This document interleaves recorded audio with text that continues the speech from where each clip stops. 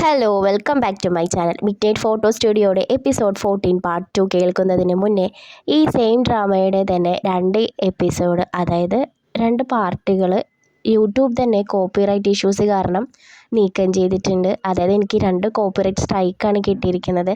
ഇനി ഒരു സ്ട്രൈക്ക് കൂടി വന്നിട്ടുണ്ടെങ്കിൽ ഈ ചാനൽ തന്നെ അവർ പൂട്ടി തക്കോലം കൊണ്ട് പോകുന്നതാണ്. അതിൻ്റെ ഒരു സന്തോഷത്തിലിരിക്കുന്നത് കാരണമായിരുന്നു ഇന്നലെ എപ്പിസോഡ് അപ്ലോഡ് ചെയ്യാൻ പറ്റാതിരുന്നത്.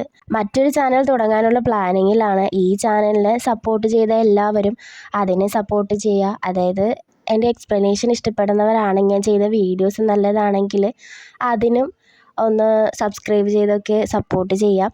ഇനിയിപ്പോൾ ഈ ചാനൽ ടെർമിനേറ്റ് ചെയ്ത് പോയിട്ടുണ്ടെങ്കിലും അതിൽ വീഡിയോസൊക്കെ കാണാമല്ലോ. So back to our story. Officer Lee ചെയ്ത മർഡർ കേസുകളിലെ എല്ലാ എവിഡൻസും നശിപ്പിച്ചത് അച്ഛൻ തന്നെയാണെന്ന് ഇവൻ പറയും. പക്ഷേ ലീ ഹ്യൂങ് അത് ശക്തമായി തന്നെ നിരസിക്കും. അങ്ങനെ അവർ തമ്മിലുള്ള ക്രോസ് ഇൻവെസ്റ്റിഗേഷൻ നടക്കുകയാണ്. ലീ ഹ്യൂങ്ങിനോട് കാര്യങ്ങൾ ചോദിക്കുമ്പോൾ, ഞാൻ ഒരിക്കലും തെളിവുകൾ നശിപ്പിക്കാൻ ശ്രമിച്ചിട്ടില്ല, എനിക്കറിയില്ലായിരുന്നു എൻ്റെ മകൻ കൊലപാതകയാണെന്നൊക്കെ പറയുമ്പോൾ ഓഫീസർ ലീ ഒന്ന് ആക്കിച്ചിരിക്കും. ഹാനിനെയും ക്വസ്റ്റ്യൻ ചെയ്യും. 2 സമയത്തായിട്ടാണ് ഇത് നടക്കുന്നതെങ്കിലും മാറി മാറിയാണ് ആ സീനൊക്കെ നമ്മളെ കാണിക്കുന്നത്. ആദ്യത്തെ ഇൻവെസ്റ്റിഗേഷനിൽ വെക്കേഷൻ ഹോമിലെ ബാക്ക് ഡോർ ഉള്ള കാര്യം മാറ്റി എന്നെ പ്രഷർ ചെയ്ത് ആ ഇൻവെസ്റ്റിഗേഷൻ വേഗം ക്ലോസ് ചെയ്യാൻ പറഞ്ഞതും അന്നത്തെ ചീഫ് പ്രോസിക്യൂട്ടറായ ഇന്നത്തെ ഈ സസ്പെക്റ്റ് തന്നെയാണെന്ന് ഹാൻ പറയുമ്പോൾ, അന്ന് യൂൻചുലിനെതിരായിരുന്നു എല്ലാ എവിഡൻസും എന്ന് ഇയാളിവിടെ പറയും. ഓഫീസർ ലീയുമായിട്ടുള്ള ക്രോസ് ഇൻവെസ്റ്റിഗേഷനിൽ 2003 ടണൽ കേസോ എന്ന് ഓഫീസർ ലീ ചോദിക്കും. അന്ന് ഞാൻ 3 പേരെ കൊന്നെന്ന് പറയുമ്പോൾ ഇവിടെ ഹാനും ആ ദിവസം 2 ആക്സിഡൻറ്റ് നടന്നുവെന്ന് പറയും. എന്നെ രക്ഷിക്കാൻ വന്ന ആളെ ടണലിൽ പുറത്ത് വെച്ചാണ് കൊന്നതെന്നും ഹാൻ പറയും. നിങ്ങൾ തന്നെയാണ് എല്ലാം മറച്ചു വെച്ചത് അച്ഛാ. ആ കേസ് എടുത്ത് നോക്കിയാൽ എനിക്ക് പകരം അന്ന് കാറിലുണ്ടായ ഒരാളാണ് അന്ന് ജയിലിൽ പോയതെന്ന് കാണാം. ഒരു ഹൈസ്കൂൾ സ്റ്റുഡൻറ്റിന് ഒരിക്കലും ഒറ്റയ്ക്ക് ഇതൊന്നും ചെയ്യാൻ സാധിക്കില്ല അല്ലേ എന്ന് പറഞ്ഞതും, എടാ മോനെ, ഞാൻ ഒരുപാട് വർക്ക് ചെയ്തിട്ടാണ് ഇവിടെ വരെ എത്തിയതെന്ന് അലറി ഒരു കുരങ്ങനെ പോലെ ടേബിളിൻ്റെ പുറത്ത് കയറി ഓഫീസർ ലീയെ കുത്തിന് പിടിച്ച് ചീത്ത പറയാൻ തുടങ്ങും. തടയാൻ വന്ന ഇയാളുടെ കീഴിലുള്ള വക്കീലിനെ അധികാരത്തോടെ ചീത്ത പറയും. എന്നാൽ ഇയാൾ ലീ ഹ്യൂങ്ങിനോട് നിങ്ങളിപ്പോൾ വെറും സസ്പെക്റ്റ് മാത്രമാണെന്ന് പറഞ്ഞ് അയാളെ അവിടെ ഇരുത്തിപ്പിക്കും. ഇതെല്ലാം കഴിഞ്ഞ് ക്ഷമയോടെ എല്ലാം പോയി കിടക്കുന്ന ലീ ഹ്യൂങ്ങിനോട്, അച്ഛാ, നിങ്ങൾ മര്യാദക്ക് ആദ്യത്തെ ആ കേസ് ക്ലീൻ ചെയ്തതെങ്കിൽ ഇപ്പോൾ ഇങ്ങനെ ഇരിക്കേണ്ടയില്ലായിരുന്നു എന്ന് ഈ സൈക്കോ പറയും. അങ്ങനെ എല്ലാം കഴിഞ്ഞിറങ്ങുന്ന ലീ ഹ്യൂങ് ഹാനിനെ കാണുമ്പോൾ, ഇതോടെ ഞാൻ തീർന്നെന്നും നീ ജയിച്ചെന്നും കരുതിയോ? ഞാനാണ് ഇത് ചെയ്തതെന്ന് ഒരിക്കലും തെളിയിക്കാൻ സാധിക്കില്ല. ജനങ്ങൾ ഇതെല്ലാം ഇപ്പോൾ തന്നെ മറക്കും. മതിയായ തെളിവുകൾ ഇല്ലാന്ന് വരുത്തി ഞാൻ എൻ്റെ പേര് ഉടനെ ക്ലിയർ ചെയ്യുമെന്ന് പറയുമ്പോൾ, നിങ്ങൾ ഒരാളെ കൊന്നിട്ടുണ്ട്. തൻ്റെ കയ്യിലുള്ള ഒന്നിനു വേണ്ടി തന്നെയാണ് നിങ്ങളത് ചെയ്തത്. നിങ്ങളുടെ മകൻ വിചാരിക്കുക എവിഡൻസ് മാത്രമാണ് നിങ്ങൾ നശിപ്പിച്ചതെന്നാണ്. പക്ഷേ നിങ്ങളാണ് ശരിക്കും ആ കൊലയാളി. എൻ്റെ പാരൻസ് മരിക്കാൻ കാരണം ഞാനാണെന്നുള്ള ഗിൽറ്റിയിലായിരുന്നു ഈ കാലം അത്രയും ഞാൻ. നിങ്ങൾ കൊന്ന ആളുടെ ഒരേ ഒരു ഫാമിലി അദ്ദേഹം മരിച്ചോ ഇല്ലയോ എന്നറിയാതെ 20 വർഷമായി കാത്തിരിക്കുകയായിരുന്നു. അപ്പോഴാണ് മനസ്സിലാകുന്നത് കീജുവിൻ്റെ അങ്കിളിനെ ഓഫീസിൽ ഇടിച്ചിടുമ്പോൾ മരിച്ചിട്ടുണ്ടായിരുന്നില്ല, എവിഡൻസ് ഇല്ലാതാക്കുന്ന ടൈമിലാണ് അദ്ദേഹം മരിച്ചതെന്ന്.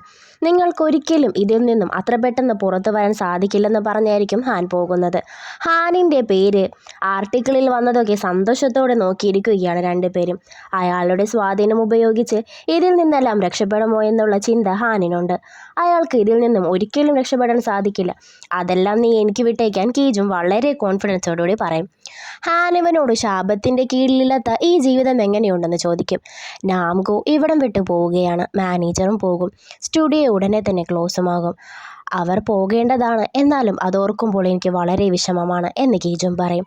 അവർ 2 പേരും പോയി കഴിഞ്ഞ് എന്ത് ചെയ്യാനാണ് നിന്റെ പ്ലാൻ എന്നിവൾ ചോദിക്കുമ്പോൾ, ഞാനത് ആലോചിച്ചു കൊണ്ടിരിക്കുകയാണെന്ന് കീജും പറയും. നന്നായിട്ട് ഉറങ്ങി ഫുഡൊക്കെ കഴിച്ച് സിനിമയൊക്കെ കണ്ട് ഡേറ്റിങ്ങിനൊക്കെ പോകാമെന്നൊക്കെ ഹാൻ പറയുമ്പോൾ, എനിക്കിപ്പോൾ നിന്നോടൊപ്പം കിടക്കണമെന്ന് കീജും പറയും. ഒരുമിച്ച് കിടക്കണമെന്ന് പറഞ്ഞ് ഞാൻ വെറുതെ നിന്റെ കയ്യിലാണല്ലോ വന്ന് കിടക്കുന്ന ഹാൻ പറയും. നീ പിന്നെ മറ്റെന്തെങ്കിലും കരുതിയോ എന്ന് ചോദിക്കുമ്പോൾ ഉടനെ തന്നെ ഹാൻ, അതെ, അങ്ങനെ കരുതുന്നതിന് കുഴപ്പമൊന്നുമില്ലല്ലോ എന്ന് പറഞ്ഞവൾ തിരിഞ്ഞു കിടക്കും. കീജൂൻ ഇവളെ പുറകിലൂടെ ഹഗ് ചെയ്ത്, ഹോസ്പിറ്റലിൽ വെച്ച് നിനക്ക് ഉറങ്ങാൻ പറ്റിയിരുന്നില്ലല്ലോ, എനിക്ക് അപ്പോൾ മുതലുള്ള ഭയങ്കരമായ ആഗ്രഹമായിരുന്നു നിന്നോടൊപ്പം കിടക്കണമെന്നത് കീജൂൻ പറയും. പിന്നീട് കുറച്ച് റൊമാൻസ് സീനൊക്കെ ആയിരിക്കും കാണിക്കുന്നത്. കീജുവിൻ്റെ കൈവശം ഉണ്ടായിരുന്ന ലീ ഹ്യൂങ്ങിൻ്റെ ഓഡിയോ, അതായത് കാറിൽ വെച്ച് റെക്കോർഡ് ചെയ്ത ഇയാളുടെ ഓഡിയോ കീജുൻ തെളിവായി നൽകും. അതുകൊണ്ട് രക്ഷപ്പെടാൻ ഒരു ചാൻസും ലീ ഹ്യൂങ്ങിന് ഉണ്ടാകില്ല. റിപ്പോർട്ടേഴ്സിൽ നിന്നും രക്ഷപ്പെടാൻ വേഗം കാറിൽ കയറാൻ പോയതും കാർ പെട്ടെന്ന് ലോക്കാകും. അപ്പോഴാണ് ലീ ഹ്യൂങ് കീജുവിനെ കാണുന്നത്. ഇവനെ കണ്ട ഉടനെ ഇവൻ്റെ അടുത്തേക്ക് നീങ്ങിയതും അവിടെ ഉണ്ടായിരുന്ന ജനങ്ങൾ ലീ ഹ്യൂങ്ങിനെ കാണും. പിന്നീട് അയാളുടെ കാര്യം അവരായിരിക്കും നോക്കിയത്. ഈ വിജയം ശരിക്കും ആഘോഷിക്കുകയായിരിക്കും നമ്മുടെ ടീം. സീൽ ശരിക്കും ഇപ്പോൾ ഏറെക്കുറെ മാഞ്ഞു തുടങ്ങി. ഇനി നിങ്ങൾക്ക് പോകാനുള്ള ഡേറ്റ് ഫിക്സ് ചെയ്ത് അറിയിക്കണമെന്ന് കീജിന് വിഷമമുണ്ടെങ്കിലും അതൊന്നും പുറത്ത് കാണിക്കാതെ ഇവൻ പറയും. നമ്മൾ എത്ര ക്ലോസ് ആയിരുന്നു, പക്ഷേ നിങ്ങൾക്ക് നല്ലത് അവിടേക്ക് പോകുന്നതാണല്ലേ എന്ന് ഹാൻ ചോദിക്കുമ്പോൾ മരിച്ചവർക്കുള്ളത് നെതർവേൾഡ് തന്നെയാണെന്ന് നാംകോ പറയും. നിങ്ങളെപ്പോഴാണ് പോകുന്നതെന്ന് മാനേജർ നാംകുവിനോട് ചോദിക്കുമ്പോൾ ടണൽ കേസിൽ ഓഫീസർ ലീയാണ് പ്രതിയെന്ന് തെളിയിക്കാൻ കുറച്ച് പ്രയാസമായിരിക്കുമെന്ന് നാംകോ പറയും. അതെല്ലാം ഇനി ഞങ്ങൾ നോക്കിക്കൊള്ളാം, അതോർത്ത് പേടിക്കണ്ട എന്ന് കീജുനും പറയും. ഈ സമയം ഓഫീസർ ലീയുടെ അടുത്ത് ഒരുപാട് ഈവിൾ സ്പിരിറ്റ് വന്ന് അവനെ ഉപദ്രവിക്കും. മറ്റു കുറ്റവാളികളുടെ ഉറക്കം നശിപ്പിച്ചതിനാൽ അവരുടെ കയ്യിൽ നിന്നും സൂപ്പറായി ഓഫീസർ ലീക്ക് കിട്ടും. ഞാനൊരു പോലീസാണെന്നൊക്കെ പറയുന്നുണ്ടെങ്കിലും എവിടെ. കീജുനും ഹാനും എല്ലാം കലങ്ങി തെളിഞ്ഞതിൻ്റെ ശാപം മാറിയതിൻ്റെയുമൊക്കെ സന്തോഷത്തിൽ അവർ ഒരുമിച്ച് സമയം ചെലവഴിക്കും. പോകാറായ സങ്കടത്തിലിരിക്കുന്ന മാനേജറുടെ അടുത്ത് വന്ന് അവൻ ഒരു വാച്ച് സമ്മാനമായി നാംകോ കൊടുക്കും. അവനത് ഒരുപാട് ഇഷ്ടമാകും. നാളത്തെ ഡേറ്റിങ്ങിന് ഇടാം എന്നൊക്കെ പറയും. അടുത്ത ജന്മത്തിൽ കീജുവിൻ്റെ ബ്രദേഴ്സായി നമ്മൾ ജനിച്ചാൽ അടിപൊളിയായിരിക്കുമല്ലേ എന്നൊക്കെ നാംകോ പറയുമ്പോൾ എനിക്കിഷ്ടമായില്ല. ഞാൻ മൂത്ത ആളായാൽ കുഴപ്പമില്ല, അപ്പോൾ നീ എന്നെ തല്ലില്ലല്ലോ എന്ന് മാനേജർ പറയും. ഇത് കേട്ടത് നാംകോ അവനെ തല്ലാൻ പോകും. പിന്നീട് നാംകോ കീജുവിനെ കാണാൻ വെയിറ്റ് ചെയ്തിരിക്കും. മാനേജർക്ക് നാളെ ഡേറ്റിംഗ് ഉണ്ട്, ഹാനിന് ഒരു ട്രയലുമുണ്ട്. എന്നാൽ നാളെ തന്നെ ആകട്ടെ ആ ഡേറ്റ് എന്ന് നാംകോ ഇവനോട് പറയും. പക്ഷേ എന്ന് കീജുൻ പറഞ്ഞതും നാംകോ അവൻ്റെ കൈകൾ കീജുവിന് കാണിച്ചു കൊടുത്ത് അവരൊന്നും ഇത് കാണേണ്ടെന്ന് കരുതിയിട്ടാണെന്ന് കീജുവിനോട് പറയും. ഈ സ്ഥിതി വഷളാകുന്നതിന് മുന്നേ എനിക്ക് പോകണമെന്ന് നാംകോ പറയുമ്പോൾ വളരെ സങ്കടത്തോടെ അവനതിന് സമ്മതിക്കും. നാരിക്ക് വേണ്ടി അപ്ലൈ ചെയ്ത ഡിവോഴ്സ് പേപ്പർ അവൾക്ക് കൊടുക്കണമെന്നും നാംകോ പറയും. ഇവൻ ഓക്കെ എന്ന് പറയുമ്പോൾ എന്നെക്കുറിച്ച് അവളോട് മറ്റൊന്നും പറയരുതെന്നും ഇവൻ പറയും. പിറ്റേന്ന് ഹാനിനോട് രാത്രി വൈകിയാണോ നീ വരുന്നതെന്ന് ചോദിക്കുമ്പോൾ അതെ ലീ ഹ്യൂങ്ങിനെ കാരണം ഇപ്പോൾ എനിക്ക് ഒരുപാട് കേസ് വരുന്നുണ്ടെന്ന് ഇവൾ പറയും. അങ്ങനെ രാത്രിയാകും. കീജുൻ നാംകോവിന് ഇവൻ്റെ യൂണിഫോം കൊടുക്കും. അവനത് ഒരുപാട് കരഞ്ഞുകൊണ്ട് ഇടുകയും ചെയ്യും. അങ്ങനെ അവൻ ഫോട്ടോ എടുക്കാൻ റെഡിയാകും. അവരെ കണ്ട് യാത്ര പറഞ്ഞിട്ട് പോയാൽ പോരെ എന്ന് കീജുൻ വീണ്ടും ചോദിക്കും. അവരെ കണ്ടാൽ എനിക്കിവിടം വിട്ട് പോകാൻ സാധിക്കില്ലെന്നും എൻ്റെ മൈൻഡ് മാറുന്നതിന് മുന്നേ നീ ഫോട്ടോ എടുക്കാനും എല്ലാത്തിനും നന്ദിയും നാംകോ കീജുനോട് പറയും. എന്നാൽ ഫോട്ടോ എടുക്കാൻ തുടങ്ങുമ്പോൾ അവനതിന് സാധിക്കില്ല. ക്യാമറ വർക്ക് ചെയ്യുന്നില്ല എന്ന് കീജുൻ പറഞ്ഞതും സ്റ്റുഡിയോയുടെ ഈവിൾ സ്പിരിറ്റ് കയറുന്നതായി കാണിക്കും. ഈ സമയം മിൻ നായയെ കണ്ട് ഇന്നലെ നടന്ന കാര്യങ്ങൾ അവളോട് പറയും. വീണ്ടും സ്റ്റുഡിയോ കാണിക്കും. ഈവിൾ സ്പിരിറ്റ് വന്ന് ഈ ക്യാമറ ഇപ്പോൾ എൻ്റേതാണെന്ന് പറഞ്ഞ് അതെടുക്കാൻ നോക്കുമ്പോൾ കീജുനും നാംകോവും അത് തടയാൻ ശ്രമിക്കും. ഈ രണ്ടെണ്ണത്തിനെയും ഈവിൾ സ്പിരിറ്റ് എടുത്തെറിയും. കീജുന് നാംകോ കൊടുത്ത ആ സ്പെഷ്യൽ കത്തി അവനെടുത്ത് ക്യാമറ എടുക്കാൻ പോയ ഈവിൾ സ്പിരിറ്റിനെ കുത്തും. അവൻ്റെ കഴുത്തിനെ പിടിച്ചുയർത്തി അത് വെച്ച് നിനക്കൊന്നും ചെയ്യാൻ സാധിക്കില്ല, കാരണം നിനക്ക് ഞാൻ എങ്ങനെയാണോ മരിച്ചതെന്ന് അറിയില്ലെന്ന് പറഞ്ഞ് ആ കത്തിയെടുത്ത് കീജുവിനെ കൊല്ലാൻ നോക്കും. അവിടേക്ക് നാംകോ വന്ന് കീജുവിനെ രക്ഷിച്ച് ഈവിൾ സ്പിരിറ്റുമായി വീണ്ടും ഫൈറ്റ് ചെയ്യും. നാംകോ കഴിയുന്നതും അതുമായി ഫൈറ്റ് ചെയ്യുന്നുണ്ടെങ്കിലും അവന് പിടിച്ചു നിൽക്കാൻ സാധിക്കില്ല. എന്തൊക്കെ വന്നാലും എനിക്ക് നാംകോവിനെ പറഞ്ഞയച്ചേ മതിയാകൂ എന്ന് പറഞ്ഞ് ക്യാമറ എങ്ങനെയെങ്കിലും ശരിയാക്കാൻ നോക്കുകയാണ് കീജുൻ. ഈവിൾ സ്പിരിറ്റിനെ കണ്ടതും കീജുൻ ക്യാമറ എടുത്തുകൊണ്ട് ഓടും. കീജുൻ ആ മരണ കവാടം തുറക്കാൻ നോക്കും. എത്ര ശ്രമിച്ചിട്ടും അവന് സാധിക്കുന്നുണ്ടായിരുന്നില്ല. നാംകോ വീണ്ടും അതുമായി ഫൈറ്റ് ചെയ്യും.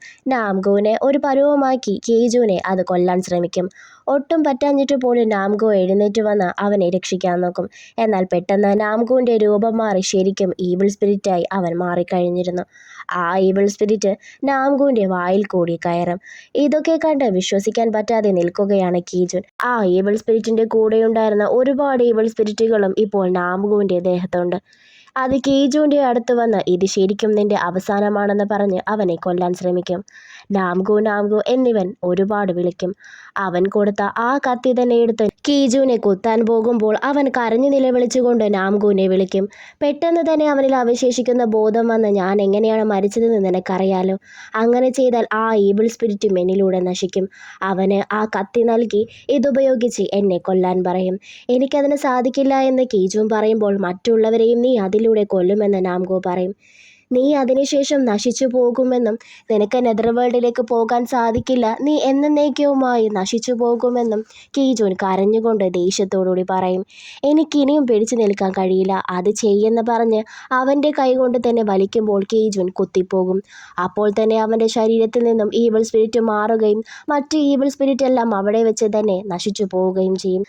എന്താ ഈ ചെയ്തത്, എന്തിനാ ഇതൊക്കെ ചെയ്തതെന്ന് കീജുൻ ചോദിക്കുമ്പോൾ അവൻ ചിരിച്ചുകൊണ്ട് ഗുഡ് വർക്ക് കീജുൻ എന്ന് മാത്രം പറഞ്ഞ് ഈ ലോകത്ത് നിന്നും എന്നേക്കുമായി നമ്മുടെ നാംഗോ മായും. ഇത് കണ്ടതും വാവിട്ട് നിലവിളിക്കുകയാണ് കീജുൻ. അവൻ്റെ സീൽ പെട്ടെന്ന് മൊത്തത്തിൽ മാഞ്ഞു പോകുന്നതായി നമുക്ക് കാണാം. ഈ സമയം ഹാൻ കീജുനെ ഫോണിൽ വിളിച്ചു വരുന്ന ടൈമിൽ അവിടെയുള്ള ലൈറ്റ്സൊക്കെ മിന്നിക്കത്താൻ തുടങ്ങും.